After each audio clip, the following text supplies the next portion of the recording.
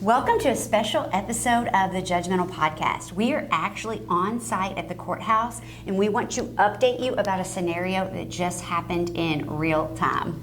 Yeah. Well, we were sitting, hooking up microphones and deciding what courts to go check out and what we might want to sit through and watch. And McKay Chauvin, the court administrator, happened to be standing nearby, and Christine said hello and started a conversation with him about quite a few things. Yes, and McKay Chauvin is a former circuit court judge. He's the current court administrator. There was a scenario that happened in February of 2024 where a family court judge secretly selfie recorded a domestic violence hearing from the bench and posted it to TikTok.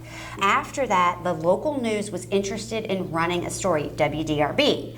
And at that time, McKay Chauvin went on the record for WDRB, and the story never happened. What do you mean? Explain. He went on the record for them. So when the news reaches out to you, they'll often ask you, do you want to go on the record or stay off the record? And there was like a questionnaire. And again, this was back in February of 2024. It is August 8th of 2025. And certainly I was aghast personally about seeing this judge, in my opinion, exploit a victim of domestic violence and utilize a domestic violence hearing for hashtags and for TikTok. That was my personal belief. You're creating clickbait out of somebody's horrible experience while they're sitting in front of you crying. Right. Yeah. And you could tell it was a selfie recording. Like you could tell, and at one point she almost posed for the camera. I was obviously mortified by it, and that's what started my personal journey and just saying enough is enough. And like we've talked about before, when I first started this, I really thought it was a Louisville issue, and then the more I've looked into it, I realized how much this is happening throughout the country. Oh, sure. There are very popular judges on TikTok and other social media that have their own accounts, and they selectively choose proceedings to record and post, and they have followings. And, you know, not knowing what Chauvin said on the record necessarily to the reporters that resulted in that story not being we know. run. No, we know because he typed it up and the reporter sent his responses. Okay. Well, I just was, you know, I've always been wondering how the distinction is made at the administrator level or at the anyone that has any control over it at that level, because you're allowing somebody to use the court process for personal gain. And I always suspected that it was given a free pass because, well, court proceedings are public and they're recorded anyway, so who cares if another person records it? The interesting thing is they care very much who else records it, and when asked whether we could record, right. We were told that the judge would have to give special permission to do it because they control their courtroom, which... Yeah, and not actually that judge, not the former Judge McKay, the actual judge in the courtroom, which means that the judge at all times would know whether or not that record button was on. And that's the thing about the selfie recording that you and I have talked about, where if they know they're recording, are they being performative for social media? Sure, and if, you know, not on this particular instance, but if you see some of the judges that are on TikTok that have these hearings and they have these outsized reactions to things you know are in front of them every single day. And it's so clear that they're doing it because they're recording and they are wanting to get followers and they're wanting people to click on and watch that video and see how they, you know, how they treated this deadbeat father or something like that.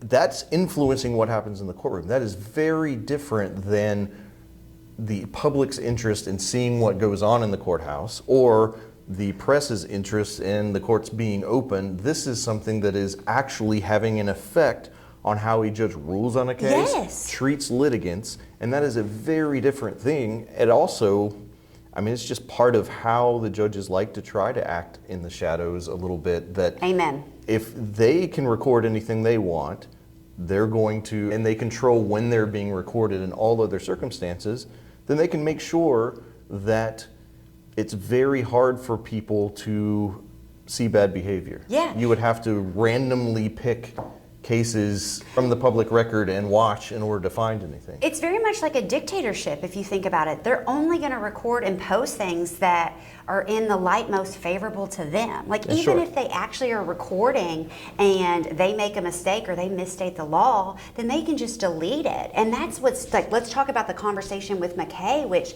did get a little heated. I mean, I certainly just said, hey McKay, and he said, I heard you're talking shit. And we talked about the WDRB article. He said he can't control the news and that, you know, he was asked something and he just answered it. And so it wasn't news. But what was the most interesting to me is he said there was no problem with it. He said there was absolutely no Yes. problem with it, with a judge recording anything and everything that they want in their own court and recording it however they want it. At any time, Yeah, at any and time. doing whatever they want with it. Yeah. And so it's not actually like those records are not held by the circuit clerks. Like the formal record, the official Kramer record is held by David Nicholson, the circuit clerk. And so you can go get a copy of it.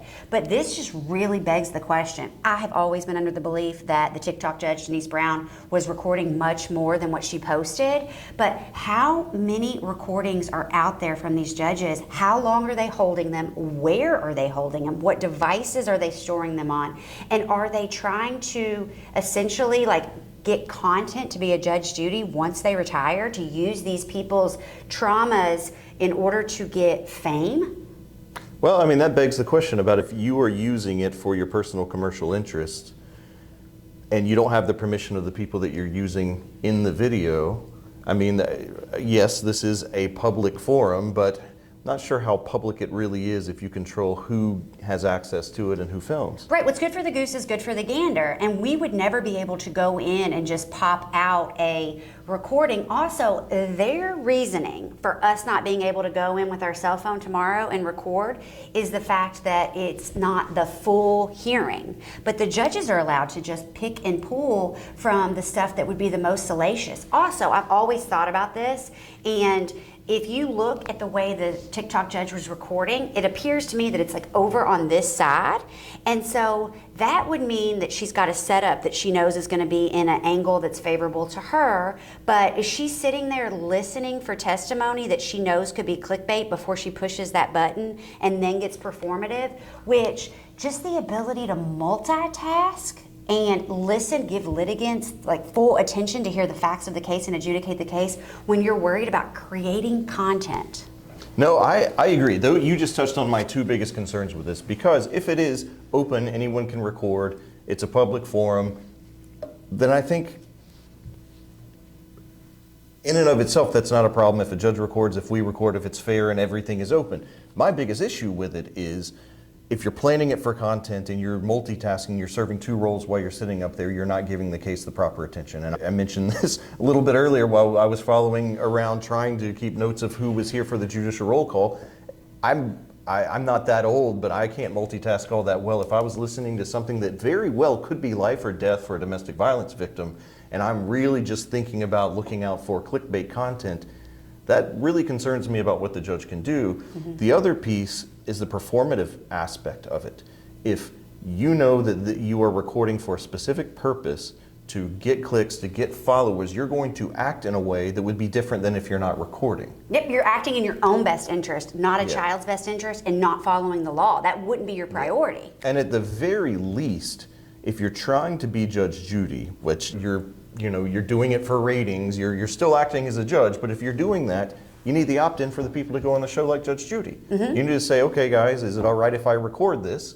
Do you mind, or will you sign something letting me use it for these purposes, which are not archiving the public record or keeping official record. They are for somebody's personal financial gain and for followers online. Let's get back into McKay's questioning or his discussion with me. I don't even know that it was a question. I feel like he was a little bit, and I mean, again, I don't like to do the mentality, I'm an attorney, he's an attorney. We sometimes get heated. I cannot get my feelings hurt. I am not in any capacity trying to be that sort of attorney. But I did think it was heated. Did you? It was heated. I mean, he came over, he was very polite at the very beginning, said, how are you? And actually could have easily just been like, oh God, it's her, and walked away. Totally. And so he came over to speak, And you just asked him if he'd been listening. He said, no, I haven't been listening, but I hear you talking shit. Yeah, well, he actually said, I said, we were here for judicial roll call. There were 16 judges on the bench. And he's like, well, you're wrong about that. And I think I said, teach me. But I did ask if he'd like to have a sit down, and he said, not a chance. Which I just think, I understand. I don't understand, to be honest, because I will tell you with 100% certainty, unequivocally, without question, y'all, I've been wrong before and I will be wrong again, okay? And I think that one of my biggest complaints about judges is their inability to understand that they may not get it right all the time. Yeah. Like, I'm not batting 1,000, are you? Always. Absolutely. And so the other takeaway, we talked about like the goose and gander and just the fact of like, where are these recordings? But that's the point. So what if for some reason there was a malfunction with Jazz and there is not an official court record? Would the judge's cell phone and personal devices be discoverable in litigation? Oh, that would be very interesting. I mean, I don't know that it would be usable unless as an official record or a full recording, because I'm sure they're not recording the full thing. No. But making it discoverable because the video record didn't actually happen or got lost or got corrupted or something. Well, no, but also, when you record here in Kentucky, it's not a live stream. It's not constantly recording. They push the button and the red light goes on. So when you're walking into the courtroom, but I could very easily see a scenario in which when walking into a courtroom, a party opponent, a litigant in the case, said something that could potentially be relevant. So I really think lawyers of Louisville, you guys have an absolute obligation in every single hearing to ask if the judge is recording this, because what if there is information that you need for your client's case on a device? I mean, a statement by a party opponent? Oh, yeah. The judges oftentimes leave the audio on before the hearing starts, and the parties and the attorneys are just sitting there, but the judge is back with their staff getting ready, and they have the audio on, and they hear everything that you're saying in the courtroom. And I was amazed at how few people knew that and could be baited into saying things that were going to make the judge mad, or to say something about the judge while you're sitting there, and 90% chance the judge actually heard it The judge beforehand. Should not be doing that. Well, if you ever go back in chambers before, you will hear the client sitting there. They have the audio and they can hear the audio. So I would have fun, and if I could get an attorney to say something about, well, if the judge would ever do that, or like say something nasty, so the judge was already angry at them when they came in. But it's absolutely true. It also begs the question, is the judge making themselves a potential witness in a case over which they're presiding? What if one party walked in and said, like, what if you and I had a domestic violence case against one another? We walked in before there was any sort of recording, and I said to you, I'm going to follow you after this, and I'm going to get you, and we're not on recording Or yet. if someone came in, of course he did it, but you just can't prove it. Yeah. And then said that, and it came through the audio, and the judge heard in the back. That creates a big problem. Or not even that, but if the judge is secretly recording, I mean, that is discoverable. There are a ton of ethical issues. Oh, you almost said plethora. Plethora of issues, y'all, my favorite verbiage. But we really want to know what questions you have. And we are going to start doing big, in-depth investigation on different stuff. And we really want to make sure that we do it the right way. We're not trying to be clickbait. We want y'all to have all the facts. We don't want to just come in and say a few little snippets.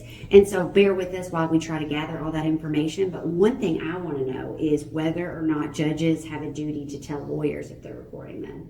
Yeah, I would like to know the regulations behind that. I would like to know, I think it would be interesting to see how different jurisdictions treated it. Mm-hmm. But for here in Louisville, the best way for us to learn about that is for Mr. Chavan to come in here and Judge Chavan to come in and talk to us and tell us his side of why he believes that there's absolutely no problem with a judge selectively recording parts of a very intimate hearing and then using it for her own financial gain.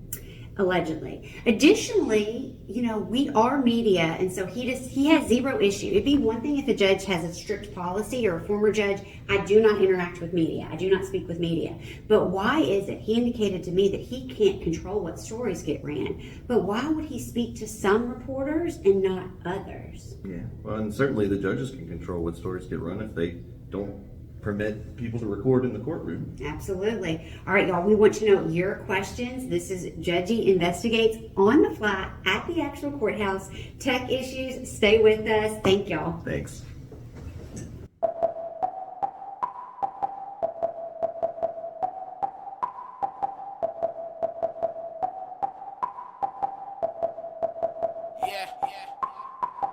We need some justice, justice. My life is fine, justice.